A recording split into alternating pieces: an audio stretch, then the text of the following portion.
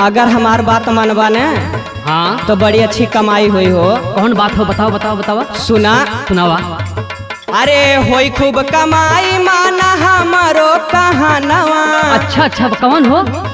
अरे होई खूब कमाई माना हमारो कहानवा। लेला बैटरिया वाला रिक्शा ये सजानवा।